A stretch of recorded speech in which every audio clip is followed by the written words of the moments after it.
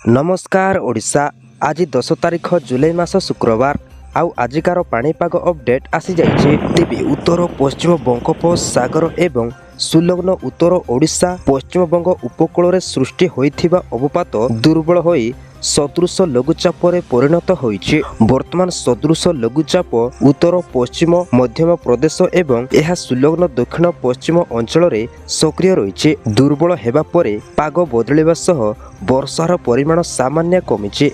आसंता 5 दिन जाए केतेक जिल्ला रे बिजुली घड़घड़ी सहित हालुकारु मध्यम धरणर वर्षा हेबार संभावना रहिछे। पाणीपाग विभाग पक्षरु एमिति आकलन करा जाइछे। तेबे सेहिपरि आसंता 24 घंटा मध्यरे राज्यर केतेक स्थान रे हालुकारु मध्यम धरणर वर्षा हेबार संभावना रहिछे। तेबे से जिला गुड़िक हेउछि अनुगुल, केन्दुझर, मयूरभंज, सुंदरगढ़ जिल्ला रे बिजुली घड़घड़ी सहित 30 रु 40 किलोमीटर बेगरे पवन मध्य बहिबार संभावना रहिछे। एमिति आकलन करिछि पाणीपाग विभाग केन्द्र। ए सब जिल्ला रे येलो वार्निंग जारी करिछि पाणीपाग विभाग केन्द्र। तेबे आज पई केन्दुझर, बालेश्वर, भद्रक, अनुगुल, सुंदरगढ़ और मयूरभंज जिला को हालुकारु मध्यम धरणर वर्षा हेबार संभावना रहिछे।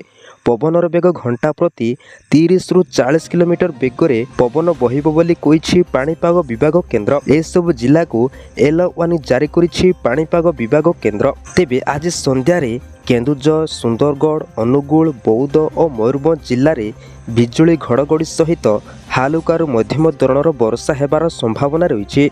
पवनर बेग घंटा प्रति 30 रु 40 किलोमीटर बेगरे पवन मध्य बहिबार संभावना रहिछे। तेबे 12 तारिख पर्यंत राज्यर केतेक जिल्ला रे अल्परु मध्यम धरणर वर्षा हेबार संभावना रहिछे। आगामी 24 घंटा मध्यरे 13टी स्थान रे अल्परु मध्यम धरणर वर्षा हेबार संभावना रहिछे बोली कहिछि पाणीपाग विभाग केन्द्र। तेबे पाणीपाग विभागर सूचना अनुसार आसंता 12 तारिख रे राज्यर पुणी वर्षा बढ़िबार संभावना रहिछे।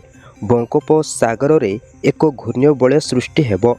यह प्रभाव रे वर्षा हेबार संभावना रहिछे। तेबे 10 रु 12 तारिख जाए उत्तर ओडिशार किछि किछि स्थान रे सामान्य वर्षा हेबार संभावना रहिछे। तेबे आज पई बालेश्वर, भद्रक, सुंदरगढ़, अनुगुल, केन्दुझर और मयूरभंज जिल्ला रे अल्परु मध्यम धरणर वर्षा हेबार संभावना रहिछे। गत 24 घंटा मध्यरे नयागढ़ और राउरकेला रे सामान्य वर्षा होइछे। वर्षा नथिबारु राज्यर विभिन्न नदी रे जलस्तर खसिछे। तेबे एई थिला आजिकार सठिक पाणीपाग अपडेट। एमिति प्रतिदिन पाणीपागर अपडेट देखिबा पई एबे ही हमर चैनल को सब्सक्राइब करि नियंतु एवं आपणक सांगसाथी समस्तंकु ए वीडियोटी को बहु मात्रा रे शेयर करंतु जा फल सेवार मध्य आजिकार सठिक पाणीपाग संबंधी अपडेट आम चैनल माध्यम रे पाई पारिबे। वीडियोटी संपूर्ण भाव में देखिथिबारु आपणकु धन्यवाद।